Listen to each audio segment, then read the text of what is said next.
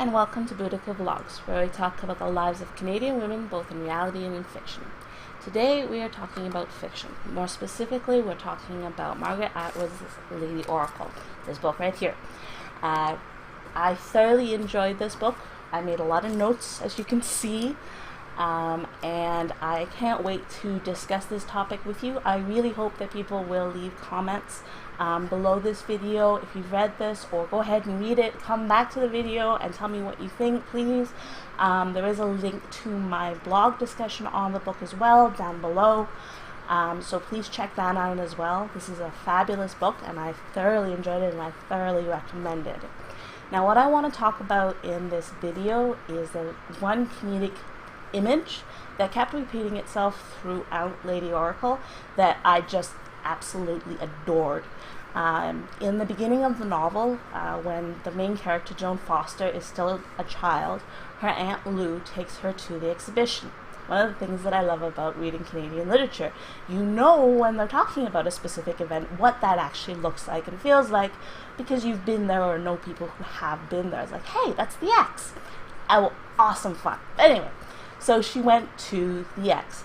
And one of the exhibitions that she wasn't allowed to go to see as a child, that her Aunt Lou wouldn't take her to see, was that of the Fat Lady. Her Aunt Lou said that others' misfortunes aren't there to be made fun of. Of course, being human, that meant that the Fat Lady, in Joan Foster's mind, took on a whole life of her own. Because she had never seen her or had any exposure to what actually happened in this exhibition, she created a whole storyline within her head about what life as a fat lady must be like. And it's very interesting the way that in a lot of ways Joan Foster identifies herself with the fat lady. In the early part of the book, she is obese. It's actually her means of fighting with a very controlling mother. Her mother wants her to be lithe and slim and fashionable, and her way of rebelling against this very powerful woman is to eat everything she can, to just keep gaining in size and size and size. And so consequently, her mother continually tries to hide her away. When she has parties, when the mother, I should say, has parties, Joan is forced into the kitchen or the bedroom and is not allowed out with the guests, which is fine by Joan, but at the same time she's hidden away. At one point in the book, her mother actually tells Joan, if I look like you, I live in the cellar. So Joan's being told repeatedly, because you are large, you shouldn't be seen. So it's not surprising then that this fat lady, who she's not allowed to see, Joan identifies with and can see very clearly as herself as well.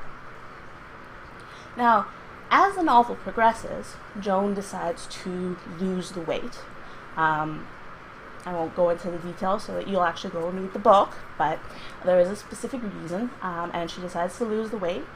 And when she loses the weight, she decides to take on a whole new personality, a whole new life, and basically leave her previous life behind her. She hides it. She lies about it. She lies about her name. She lies about her age. She gives herself a new name. Excuse me. So she's made an entire new life for herself. Thing is, as anyone can tell you, you can't escape the past.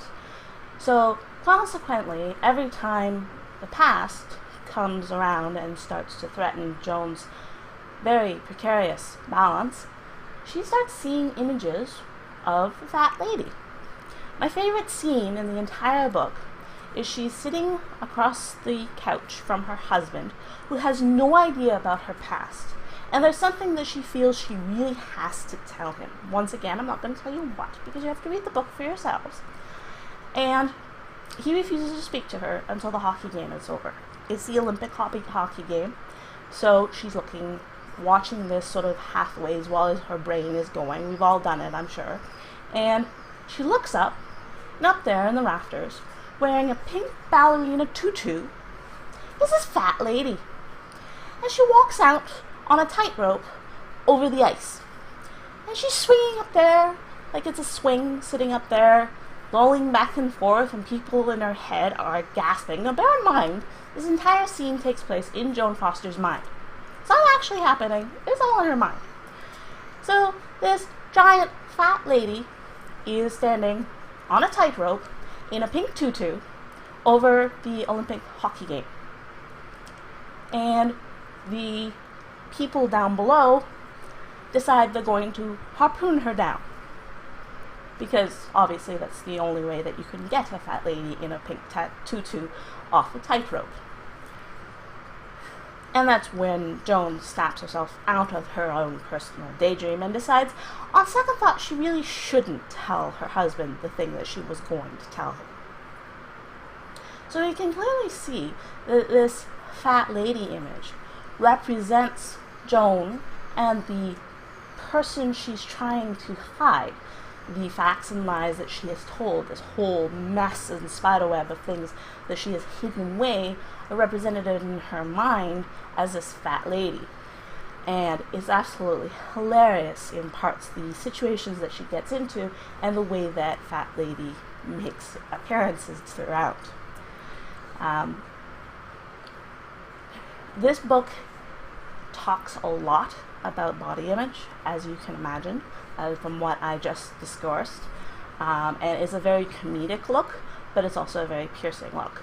It says a lot about a woman who used to consider, who was obese, that she thinks the only way you can get a fat woman down is with a harpoon, and that this is appropriate. The comedy is throughout, but you learn a lot as well. I found Joan Foster to be the most believable, most human character I've read in a Margaret Atwood book so far. She is not as insane as the lady unnamed narrator in Surfacing, and she's completely empathizable. She's someone who you could be sitting across the living room, like on a couch with, talking. You might be a little worried if you were talking with her, but you could definitely be talking with her. She's not perfect, but I don't think anyone is. So once again, I thoroughly recommend Lady Oracle. Go read it. You will enjoy it. It's funny. It's not a heavy read. And it's, so far, one of the easier reads of Margaret Atwood, actually. And I had a lot of fun with it. I hope you enjoyed this video. And once again, please check out the article on my blog, BoudicaVlogs. The link will be down below in the comments. If you like this video, please click like, subscribe if you really like it. I have a couple other videos, and we'll be continuing to have more videos about Margaret Atwood's novels in the future. I'm reading through them chronologically as we go. Otherwise, I wish you happy reading, and remember, you're all beautiful.